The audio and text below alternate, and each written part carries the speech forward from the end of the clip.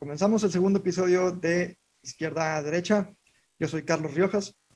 Y yo soy Rodrigo San Miguel. Comenzamos los encabezados con Rodrigo. Claro, Carlos. El primer encabezado que tengo aquí es eliminar las cartas de recomendación.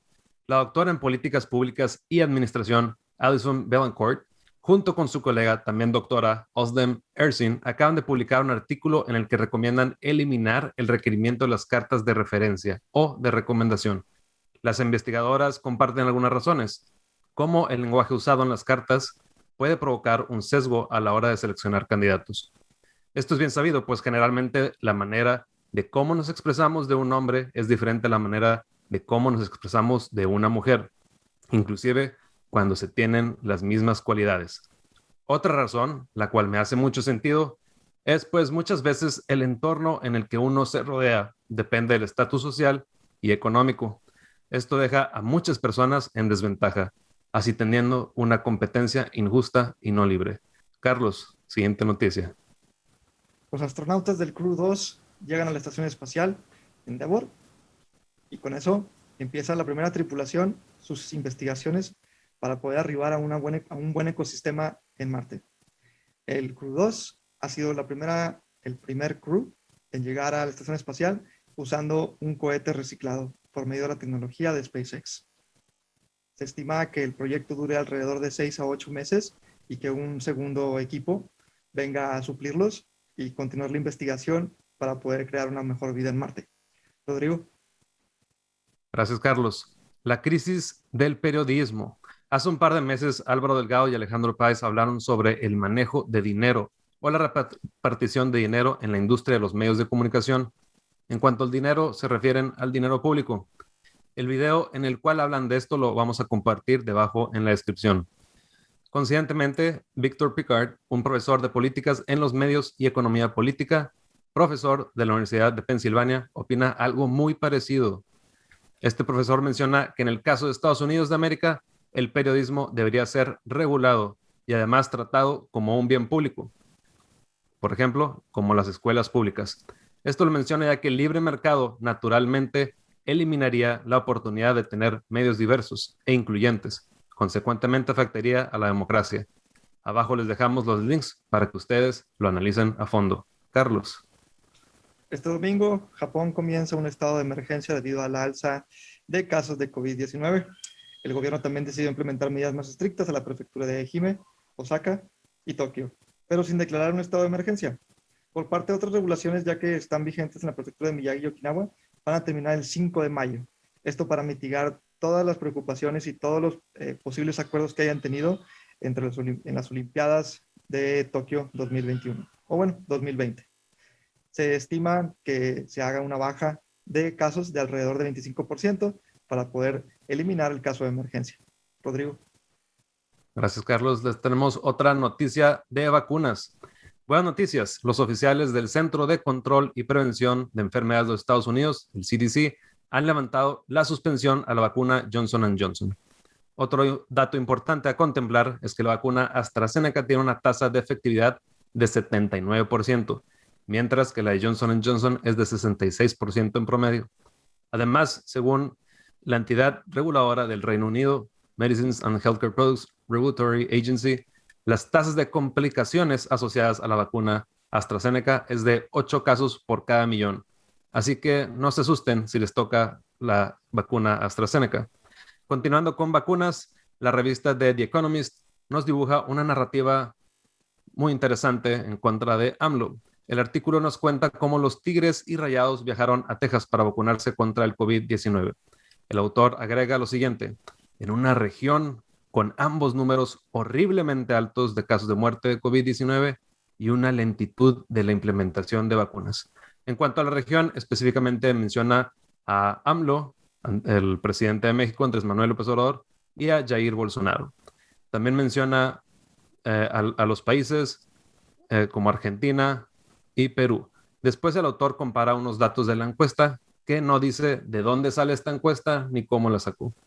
Los datos son que se encontró que en México el 61% de los encuestados creen o depositan su confianza en los atletas profesionales y que solo el 13% deposita su confianza en los políticos.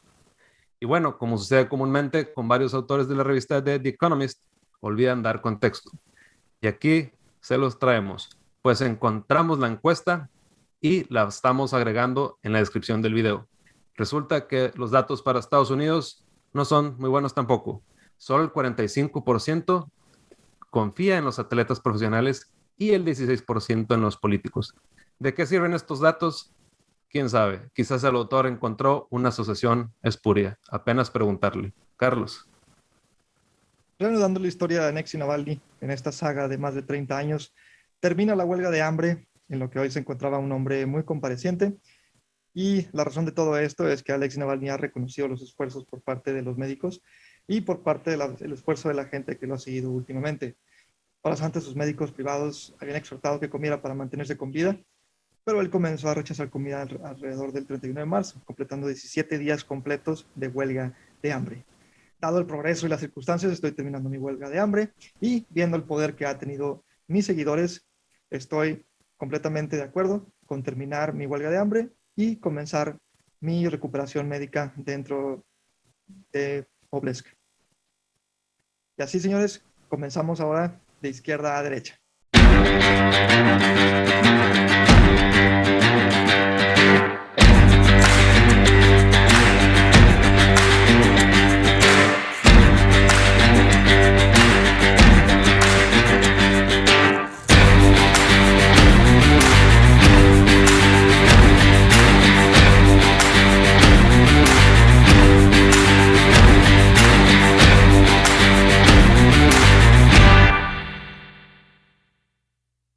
Excelente.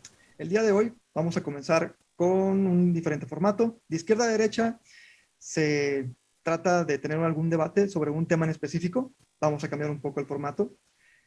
Para las personas que nos están escuchando por primera vez, de izquierda a derecha se trata de informar sobre los eventos más importantes de la semana y a la vez se trata de dar puntos de vista de izquierda a derecha, como su nombre implica. Así que Rodrigo San Miguel y yo tendremos cada uno de nosotros nuestros puntos de vista, tanto compartiendo la opinión popular y contrastando cada uno de ellos. Así que, Rodrigo, ¿quieres empezar? Sí, claro. El tema que tenemos hoy es sobre el mercado laboral y los cambios que vienen, ¿verdad? Y especialmente nos vamos a enfocar en México, pues somos mexicanos. Y justamente un tema muy importante que acaba de suceder en esta semana pasada es que se aprobó un conjunto de leyes o una ley que va a modificar un conjunto de leyes. Son 8 leyes en total y esto es sobre el caso del outsourcing. Andrés Manuel López Obrador y su equipo estaban muy felices por esta aprobación. Y pues bueno, de eso es de lo que vamos a hablar. Y para dar un poco de contexto, el outsourcing se implementó en México en el 2012. Esta es una idea que el expresidente Felipe Calderón propuso y después se aprobó por el Congreso, gente votó y listo, ¿verdad? Es así como nace el outsourcing en México. Y pues hemos preparado un conjunto de gráficas para que la gente esté informada con datos que provienen de INEGI. También tenemos preparado otros datos, una gráfica especial vamos a tocar el tema de los monopsonios. Este es un tema muy interesante de la economía y otros temas que Carlos nos puedes compartir más o menos. Sí, más que nada referente al mercado laboral y sus cambios, yo estaré platicándoles un poco sobre cómo ha impactado la pandemia al cambio laboral, especialmente directamente en esos espacios de trabajo y cómo se ha transformado psicológicamente y físicamente todo este cambio y lo que ha, pues prácticamente transvisionado, como quien dice, la nueva forma de trabajar, ¿no? Y a lo que vamos a ir dentro de los próximos 10 años. Claro, y es que no podemos dejar a un lado el COVID-19, ¿verdad? Algunos expertos dicen que va a durar otros 2 años.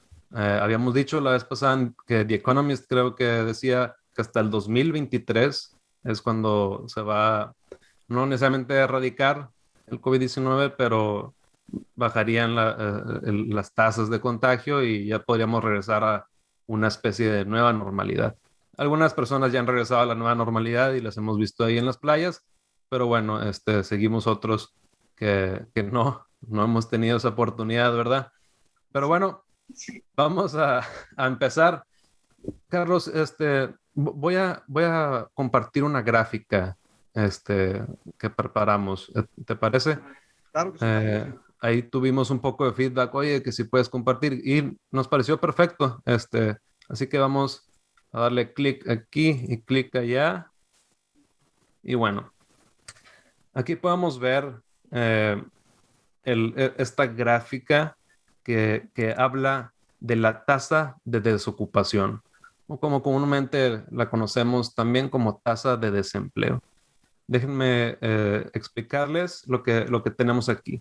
Es una gráfica comparativa donde tenemos una línea ahí, amarilla, que nos indica que hubo un cambio en la encuesta. Pues esta es información de INEGI, como habíamos dicho. Anteriormente se usaba una encuesta que se llama Encuesta Nacional del Empleo. Ahora se usa la Encuesta Nacional de Ocupación y Empleo. Es probable que el cambio en las tasas se deba a la metodología. Entonces, ese es el primer punto que debemos de considerar cuando estemos viendo esta gráfica. Hay otros puntos que son necesarios a considerar. Pues aquí tenemos otra línea, azul, la cual indica lo que habíamos dicho, que la reforma que Calderón promovió del outsourcing fue en el 2012 a finales. Básicamente él la promueve, se aprueba en septiembre, creo, septiembre de 28, es cuando es avalada por el Congreso. Y es ahí entonces cuando el gobierno de Enrique Peña Nieto hereda esta reforma y pues la estábamos siguiendo teniendo, ¿verdad? Hasta ahora. Esos son dos puntos importantes a considerar. Y bueno, este PowerPoint se va a compartir también. Así que no se preocupen. Y tenemos aquí 3 líneas a través del tiempo. La línea verde representa a la población total, que puede integrar que puede ser parte de esta gráfica. Ahorita vamos a explicar un poco eso. La línea azul es respecto a los hombres y la línea morada es respecto a las mujeres. Entonces, ¿qué es la tasa de desocupación? La tasa de desocupación se calcula de la siguiente manera. Tenemos la población desocupada y dividimos el número de población desocupada entre la población ocupada más la población desocupada. En otras palabras, la población ocupada y la población desocupada forman parte de la población activa, económicamente activa. Aquí en el título tenemos que, bueno, decimos más desocupados durante la crisis del virus H1N1 que ahora con el virus COVID-19. Esto ya es parte de mi opinión, ¿verdad?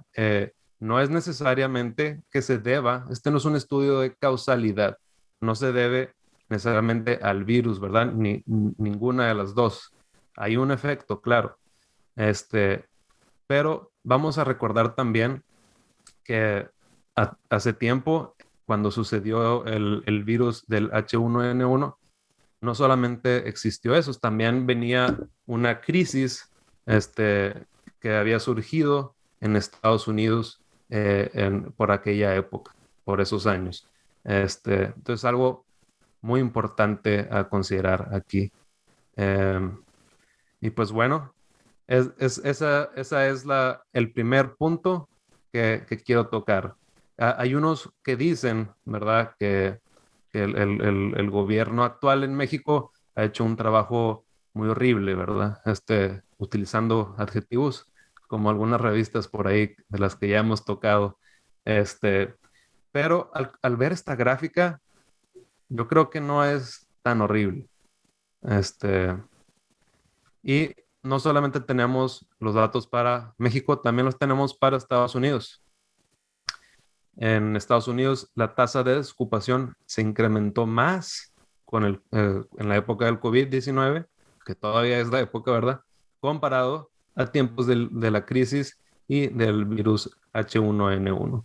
Ahí podemos ver que también, sí hubo un efecto aquí en el 2010, pero podemos ver acá un pico todavía más grande la época del COVID. Y pues bueno, con esto quería yo abrir. Yo tengo una ¿Alguna pregunta, Rodrigo, pregunta, Carlos? si me permites ahí. Estoy viendo la gráfica que tienes en un bloque. Hay un espacio entre el 2008 y el 2010, bueno, entre el 2008 y 2009 más bien. ¿Estás correlacionando la crisis, tiempos de crisis en alguna pandemia, específicamente H1N1, o estás especificando la crisis inmobiliaria del 2008? Sí, claro. Esta es una gráfica obtenida de la Federal Reserve, de esta página. La vamos a compartir. Y también pues son las tasas de desempleo, ¿verdad? Y precisamente lo que dices es importante. Es lo que mencionaba, que estaba la crisis inmobiliaria, ¿verdad? No, me faltó especificar ahí inmobiliaria. No, no, no. Este, Más que nada te preguntaba por el hecho, más que nada para la gente que nos está escuchando en la versión de audio. Estamos viendo una gráfica de la FERD, donde vemos que hay una tasa de desempleo que sube al 10% desde el 2018 hasta el 2009, donde hace su cúspide en el 2010 y bajando directamente hasta el 2020, culminando con la pandemia, donde se dispara hasta 15% más. Entonces, la pregunta estaba más bien relacionada en la que si había una correlación entre crisis sanitarias con la crisis específicamente hablando del intervalo entre el 2008 y el 2010, si había una correlación entre las crisis sanitarias del H1N1 y bueno, la crisis inmobiliaria, ¿no? en efecto, es muy probable que sí exista una correlación, una asociación. Sí la existe. En sí, como había mencionado, es muy difícil en este tipo de estudios sacar el efecto, ¿verdad? El efecto de la pandemia. Es muy difícil saber, oye, tanto efecto fue por la pandemia y tanto efecto fue de la crisis que estábamos arrastrando, de la crisis inmobiliaria. O, por ejemplo, en México, oye, tanto efecto es por la pandemia y tanto efecto es por las decisiones del presidente o por las decisiones de otros presidentes, ¿verdad? Es un análisis, más bien este es como descriptivo, si dejamos ahí abierto a que una persona pueda decir, oye, hay una asociación, al menos visualmente, pero no entramos a detalle de si esto causó el otro. Eso ya requiere un análisis más riguroso. Sí, específicamente hablando del outsourcing, me estoy dando cuenta que la Ley Federal de Trabajo está viendo algunos problemas, digo, siendo como un paréntesis. Entiendo que, bueno, estos datos para la gente que nos escucha provienen de la um, Federal Reserve Economic Data, lo pueden ver en la página de internet fred.louisfed.org, eso es de Estados Unidos, y lo pueden revisar abiertamente. Específicamente hablando del outsourcing, yo me estoy dando cuenta que uno de los factores que afectan al país con respecto a esta reforma es la falta de regulación y la falta de ubicación con respecto a fiscalía. ¿Qué quiere decir esto? Que llegan las empresas extranjeras y tratan de establecer pues nuevos nombres de negocio, pero no se encuentran ligadas una a la otra, ¿no? Tu actividad empresarial es una en México y tu actividad empresarial en Estados Unidos es otra, y encuentran como lagunas fiscales que pues afectan al país al final del día, ¿no? Como dice aquí, por medio de factorial. El esquema de subcontratación no se puede compensar en tareas iguales y similares a las que se realizan al resto de los colaboradores de la empresa contratante. ¿Qué quiere decir esto? Que, vaya, la cantidad de responsabilidad que tienen algunos empleados dentro de la empresa que se está subcontratando dentro del país, nacionalmente, hacia con los extranjeros, hace que su valor pueda irse desde 1 a 1, y me refiero a los salarios, me estoy refiriendo a los salarios, pueden caer de 1 a 1 con respecto a los empleados que están registrados en Estados Unidos a 1 a 4. ¿Qué quiere decir esto? Que algunos empleados en México están ganando 1/4 del salario que se ganaría normalmente con respecto al poder adquisitivo de Estados Unidos. ¿Qué quiere decir esto? Que estamos muy por debajo de lo que normalmente puede obtener un empleado de Estados Unidos con respecto al poder adquisitivo. Entonces estamos hablando que es 1/4 con respecto al poder adquisitiado de un empleado del mismo nivel en Estados Unidos con respecto a México y también Canadá en algunos aspectos. Y bueno, se está trabajando en este gobierno, hasta donde estoy leyendo, para poder modificar todas esas irregularidades, ¿no? Sin que afecte tanto a los dos partidos, ¿no? Tanto a los empleados como a las empresas de outsourcing. No sé si quieres agregar algo más, Rodrigo. Sí, claro. Yo por ahí estuve leyendo una nota de Milenio que difundieron hace unos días que habla de las consecuencias de la aprobación de este conjunto, ¿verdad? De 8 leyes regulatorias. La noticia cita a ANTER, que es la Asociación Nacional de Empresas de Tercerización, y también cita a Manpower Group. Y que, pues claro, estas dos una es una institución y la otra es una empresa, y ambas se han beneficiado del outsourcing. Eh, Esto no quiere decir que hayan hecho algo malo, solamente es que se han beneficiado, ¿verdad? Para poner contexto ahí, por la naturaleza de lo que son. Por su parte, en este mismo artículo de Milenio, que se le va a compartir a todos, debajo en la descripción del video y del audio, por su parte, Anter dice que solo entre el 30 y 40% de las personas que trabajan bajo un esquema de outsourcing podrán ser contratadas por la empresa en la que desarrollan actividades, porque estas perderán, que estas perderán su antigüedad. Ahí es un tema interesante, es algo que es, pues sí, al menos a corto plazo estarían entre 60 y 70% de las personas que estaban bajo este esquema estarían perdiendo, ¿verdad? Ahí.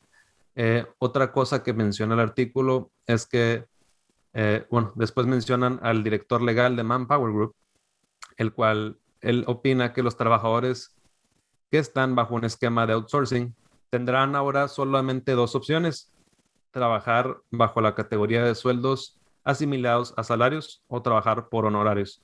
Estas 2 opciones son en caso de que quisieran seguir trabajando, ¿verdad? La otra es dejar de trabajar. Ellos mismos agregan, ¿verdad?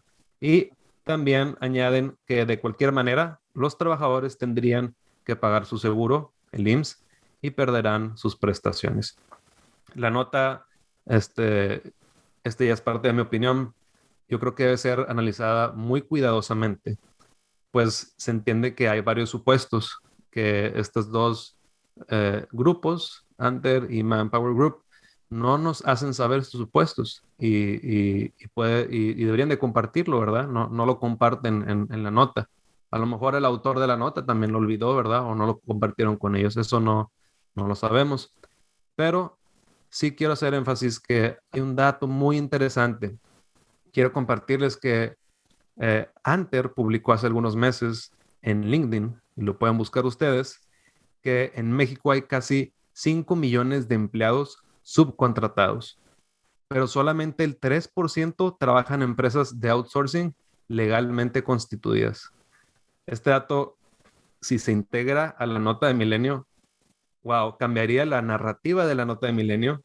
Y pues eso se los dejo de tarea, porque ahora sí, como les dije, hay que ser cuidadosos, y si esto lo integráramos ahí, ya no se ve muy mal el escenario. Ahora diría uno, oye, bueno, a lo mejor a corto plazo sí se pone difícil la cosa, pero a largo vamos a salir beneficiados. Claro, por supuesto. No, y de hecho qué bueno que tocas ese tema. Justamente era lo que yo estaba investigando y llevo investigando por los últimos 2 años desde que empezó la pandemia. Y uno de los aspectos que he visto tanto en Estados Unidos como en México es cómo los esquemas de salarios, en algunos aspectos, dependiendo del ramo en el que te encuentres, están cambiando, están beneficiando para bien, pero están beneficiando no a largo plazo. ¿Qué quiero decir con esto? Mucha gente se está transformando ahorita, como lo que comentó Rodrigo, que están cambiando su esquema de salario, ya sea por honorarios o por esquema salarial, no tanto por algún equity que hayan tenido en la empresa, y el hecho de que pierdan su antigüedad dentro de la empresa, que es muy impactante dentro de cada persona, ¿no? Que solían tener algunos beneficios dependiendo de su puesto, ¿no? Estoy viendo en estadística la cantidad de personas que están cambiando de un esquema salarial a un esquema de freelance, que son los contratistas. Están hablando de que en el 2019 ganaban alrededor de $1 trillón, al menos en Estados Unidos. En México no tengo la menor idea, pero más o menos se puede correlacionar con respecto al mercado que se encuentra tanto en México como en Estados Unidos. Como les comenté, pudiéramos hacer alguna asociación entre decir, si ese $1 trillón lo pudiéramos bajar a un cuarto de eso, eso es más o menos sería una estadística acertada. De nuevo, no es ninguna fuente, es un supuesto, contrastando el esquema salarial que tiene, o más bien el esquema de ingreso que tiene un empleado dentro de una empresa de outsourcing. También nos tenemos que dar cuenta que existen entre 57 millones y 65 millones de microempresarios o contratistas en Estados Unidos. Y alrededor, no sé si lo mencionaste, Rodrigo, no sé si habías mencionado si había un número de subcontratistas. 5 millones mencionaste, ¿verdad? Eso sí, en México. México. Eso es un contraste enorme, ¿no? ¿Qué quiere decir esto? Que, bueno, Estados Unidos está cambiando no nada más por la pandemia, sino por la existencia de nuevos tipos de negocio, a lo que le llamamos el gig economy, ¿no? Al trabajo, Sí. o como aquí le diríamos, a mí me gusta decirle las chambitas, ¿no? La empresa de subcontratación más popular en Estados Unidos, Upwork, gana alrededor de $301 millones. No la página de subcontratación, sino en general la gente que se beneficia dentro de esto. Upwork gana alrededor de un 5 o 7% por cada contrato que gana la persona en el contacto en el que usa el servicio de Upwork, ¿no? En el ejemplo de Google, un empleado gana más de $800,000 más que la gente que trabaja en Upwork o en Fiverr, que es la segunda más popular en Estados Unidos. Y bueno, dentro de todo esto, se estima que para el 2030 el 80% de toda la fuerza laboral sea convertida a subcontratistas. Dentro de la correlación, ¿a qué quiero llegar con esto? Nos estamos dando cuenta que estamos cambiando un esquema híbrido también, si es que nos estamos acostumbrando a llegar a una oficina física, y eso me estoy centrando en las personas que se dedican a la tecnología, legal, comercio internacional, cual sea que sean los oficios que ahorita son muy necesitados, y entre esos se encuentran todo lo que tenga que ver con ciencia, tecnología, matemáticas, estadística, ingeniería también. Bueno, ingeniería dependiendo, si es una ingeniería de manufactura, pues no tanto, ¿verdad? Ya dependerá del giro y del el enfoque de cada uno de nuestros empleos, ¿no? De nuestros puestos. Esto también, bueno, ha repercutido en los empleos informales en Estados Unidos, si existen en algunas ocasiones, y los empleos de, pues, brick and mortar, ¿no? Los restaurantes, los choferes de camión, todo lo que tenga que ver con el mundo físico, que tenga que haber alguna relación entre pues, personas, ¿no? En el mundo real, ¿no? Todo lo que tenga que tener algún contacto físico en el mundo real, pues fue afectado por la pandemia, ¿no? Estamos hablando de más de 7 millones de personas desempleadas que se encargaban, que pues bien se dedicaban a ese tipo de negocios, incluyendo la industria de la aviación, ¿no? Que si acaso la industria de la aviación llegó a un punto donde solamente les reducían sus horas, lo que le llaman allá en Estados Unidos el furlough, se les reduce a la mitad sus horas, obviamente se les reduce su salario, o en ciertos sentidos, si son empleados de gobierno, no se les paga nada, hasta cierto aviso, ¿no? que fue lo que sucedió en el 2019, creo, con la huelga de los empleados gubernamentales. En este caso, pues, ¿quién tiene la culpa? ¿No? Es muy difícil, es muy complicado mantener ese ir y venir a apuntar a la gente a ver quién es el responsable, lo cual ha hecho tanto, ha hecho que el esquema laboral y socioeconómico de Estados Unidos haya pues trastornado, ¿no? Incluyele también las protestas por Black Lives Matter, ¿no? El tema de George Floyd, recientemente, que a la fecha sigue en vigor, ¿no? Muchos factores que están afectando a Estados Unidos, muchos factores que también afectan a México, específicamente en las personas que son informales, que trabajaban en tianguis, mercados rodantes, en eventos, ¿no? Ya ves que los mexicanos somos muy, muy fiesteros, especialmente en estados muy vulnerables donde dependían mucho del turismo: Oaxaca, Manzanillo, Puerto Vallarta, Cancún, inclusive, que fue uno de los más afectados. Pues son personas que pues se dedican a esa relación entre personas, ¿no? Se dedican directamente al turismo, pues fueron afectadas en más de un 250%, en un abrir y cerrar de ojos casi casi, ¿no? Estamos hablando de 2 meses de diferencia, donde fue el desplome de la industria del turismo. Los freelancers en el mundo ganan alrededor de $19 la hora en promedio. Una encuesta hecha por Payoneer, si quieren saber cuánto deberían de ganar, vayan a Payoneer, si es que son freelancers y quieren dedicarse a ser freelancers o nómadas digitales, pueden llegar ahí y pueden usar esos datos para poder negociar sus salarios. No nos están patrocinando, es una buena herramienta que todo el mundo... Sí, ¿quieres decir algo, Rodrigo? Oye, Carlos, pero quiero hacer aquí, para que el público no se confunda, ¿verdad? Una distinción. Ahorita tú mencionaste gig economy freelancers, eso es una cosa, ¿verdad? Y también habíamos mencionado hace rato el outsourcing, la subcontratación. Son cosas muy distintas, y bueno, para que el público sepa, ¿verdad? Y ahorita que estás mencionando, ¿verdad? El detalle de los freelancers, yo quería mencionar que en Estados Unidos se calcula que hay alrededor de un 35% de la población económicamente activa participa en la gig economy, ¿verdad? Como freelancers.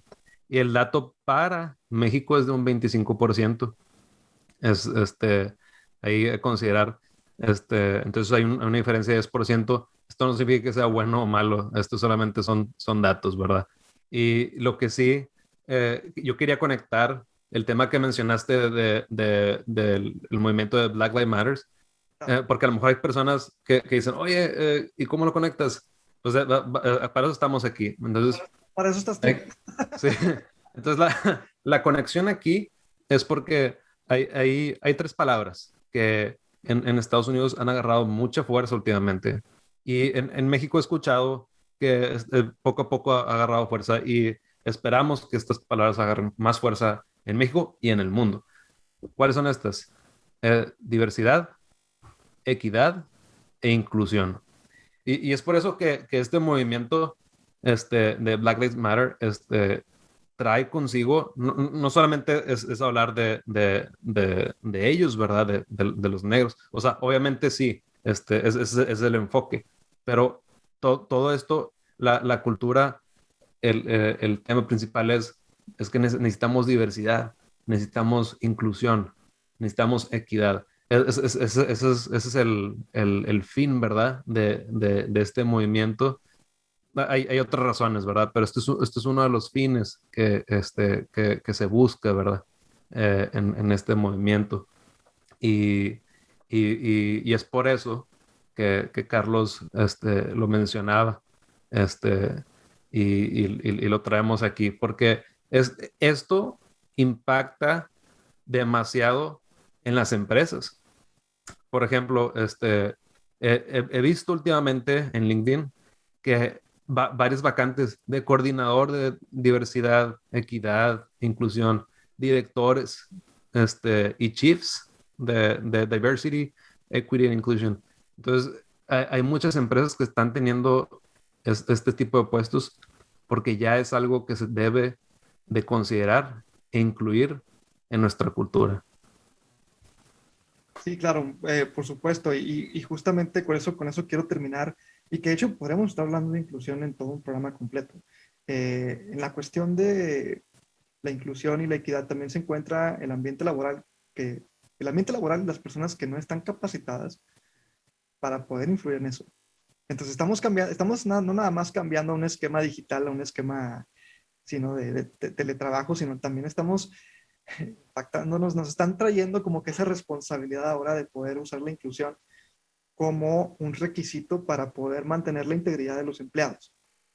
Entonces, esta pandemia nos ha traído, bueno, esta pandemia y las circunstancias de Estados Unidos que casi que afecten muchos mercados, y no nada más en Estados Unidos, también aplican en todo el mundo, ¿no? El tema del racismo, el tema de la inclusión, de la tolerancia, son temas muy sensibles, muy amplios, y son temas que afectan todas y cada uno de los departamentos dentro de las empresas, que culmina en la creación no nada más de nuevos empleos, sino culmina con un nuevo esquema de organización laboral. De nuevo, es un tema muy abierto que quisiera, la verdad, tener como un poco más de tiempo para poder platicar sobre eso, porque sí, todo este tema de desarrollo organizacional es todo un tema que depende mucho de cada circunstancia de las empresas. Pero si podemos tomar una estadística con respecto a cómo se sienten los empleados ahora con la nueva economía, con el nuevo mercado laboral, con la nueva manera de trabajar, con la flexibilidad o la falta de flexibilidad laboral, ver cómo impacta todo esto, ¿no? Ver cómo se mezclan todos esos factores y esos retos y cómo se solucionan, ¿verdad? Porque aquí no nada más llegamos aquí a dar noticias y ya, ¿no? Simplemente también podemos especificar algunos datos que han dado otras personas, otros expertos en inclusión laboral, y en desarrollo organizacional también, ¿no? Pues bueno, eso es todo nuestro tiempo. No sé si quieres agregar algo más, Rodrigo, como conclusión. Sí, ahí quedó pendiente lo del monopsonio. Lo puedo explicar rápido. Hombre, no pasa nada. Y déjenme les comparto una grafiquita. Que como que ya dijimos que en el link va a estar, pero vamos a mostrarla una vez. El monopsonio, en sí, lo que trata, bueno, conocemos el monopolio, ¿verdad? El monopolio, hay una empresa, que pues es casi la única, ¿verdad? Es la que controla el mercado, más bien, controla el mercado y la gente, vaya, ellos pueden poner el precio, ¿verdad? Ponen los precios, entonces la gente, pues ni modo, no hay de otra, no hay otro producto, tengo que comprar eso. El monopsonio es muy parecido. Son empresas, o es una empresa que controla también el mercado laboral. Entonces, ellos son los únicos compradores. La empresa es la única compradora y entonces hay muchos vendedores, ¿verdad? Los que vendemos los servicios, los trabajadores. Entonces, ellos controlan el mercado laboral y dicen, oye, pues te puedo pagar, nada más te voy a pagar esto. Y tú tienes que decir que sí porque no hay otra opción. Entonces, eso es en sí el monopsonio aplicado en el mercado laboral. Y aquí estoy mostrando una gráfica de Oxxo.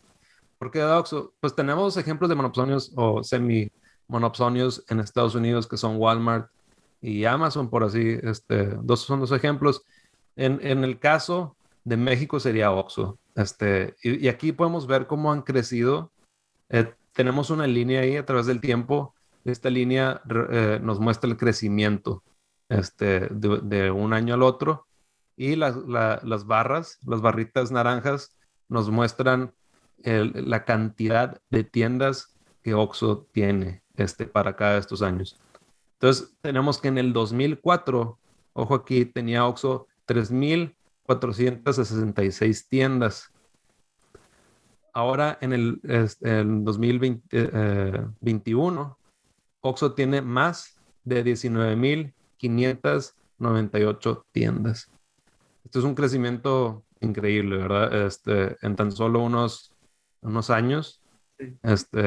Han crecido demasiado, han agregado más de 15,000 tiendas. Y estamos aquí incluyendo las tiendas en México y en América Latina, porque sabemos que Oxxo se ha ubicado también en esos lugares, pero la mayoría, si os puedo decir que más del 80%, son en México, estas tiendas. Increíble, ¿no? Y 20% increíble. de, pues de crecimiento, ¿no? Bueno, como la tasa se ha reducido a un 8% más abajo, ¿no? Pero ¿esto es por la pandemia o esto es por...? La tasa de crecimiento es probable que sea también debido a la pandemia. Pues de hecho, en un comunicado dijeron que cerraron 40 tiendas. Entonces es muy probable que sí haya afectado ahí a ellos la pandemia. O también puede ser que les afectó el que ahora tienen que cumplir y pagar impuestos. Antes no los pagaban. Entonces ahí se estaban ahorrando un dinero, ¿verdad? Yo creo que eso es un buen tema a debatir sobre la nueva como reforma, bueno, no sé si era reforma, no estoy muy seguro, pero bueno, fue la acción en contra de las empresas que estaban evadiendo impuestos. Pero sí, creo que también es un tema muy amplio del que podemos hablar probablemente en el próximo episodio. No sé, Rodrigo, si tengas alguna conclusión con respecto a todo esto. Pues es algo que le tenemos que echar ojo, porque naturalmente, el libre mercado va a provocar que existan monopolios y oligopolios. Entonces, eso es natural. Entonces, obviamente necesitamos regular para que no suceda esto. Porque si no hay una regulación, van a suceder los monopolios, van a suceder los oligopolios, va a suceder algo así como el monopsonio. Y si me escucharon bien, ellos controlan los precios y también controlan podrían controlar, por así decirlo, los costos. Pues controlan el producto que venden, porque son los únicos que lo venden, y también controlan el costo de cuánto te van a pagar, ¿verdad? Si tú quieres trabajar con ellos. Entonces, es algo interesante, ¿verdad? Porque al final esto parece, es libre mercado, ¿verdad? Por supuesto. Se supone. Pero al final parece que se está haciendo algo así como comunismo, que hay gente ahí que le asusta eso, pero pues naturalmente eso puede suceder. Así que se los dejamos de tarea. ¿Cuál sería, yo digo que sí, cuál sería como que lo que podría contrastar o podría golpear más a FEMSA? Sí, porque es FEMSA, es de FEMSA. ¿Cuál sería la empresa que podría como ayudar a que se regulen o que exista exista una mejor competencia, ¿no? Porque parece que ni hay. Mm. Podría ser 7-Eleven. No, uy, están muy por debajo. Ellos tienen, no me acuerdo cuántas tiendas tienen, pero tienen, creo que menos de 5,000. Si no me equivoco, me lo llevo de tarea, pero no creo que sea, lo repito, no es trabajo de libre mercado eso. Es casi imposible que el libre mercado regule eso naturalmente. De hecho, es todo lo contrario. Sí, Entonces necesitamos ayuda del gobierno. exactamente, tendría que ser una regulación gubernamental. Ujú. Ok, muy Ahí, interesante. yo hice una simulación hace un año, luego se las compartimos, donde con pagando impuestos, teniendo unas regulaciones ahí, esto naturalmente se podría, no necesariamente equilibrar, porque tampoco estamos buscando eso. Obviamente el que es bueno, pues merece un poco más, pero sí que no tengan tanto poder, que no tengan tanto control de los mercados. Esa es la finalidad. Claro. Bueno, pues la verdad, Rodrigo, nos dejamos de tarea muchas cosas también a la gente que nos está escuchando. Y a la gente que nos está viendo por YouTube, por favor, les pedimos que se suscriban, nos dejen un comentario, qué opinan. Nos encanta escuchar su feedback, nos encanta escuchar sus comentarios, especialmente a mí. Eh, y bueno, la gente que nos está escuchando por Spotify, les agradecemos mucho. También suscríbanse en Spotify. Estaremos haciendo programas 2 veces por semana y pues por ahí estaremos platicando de nuevas cosas que están por venir, ¿no? Por mi parte, eso es todo, Rodrigo. Gracias, Carlos. Por mi parte también. Hasta luego. Hasta luego.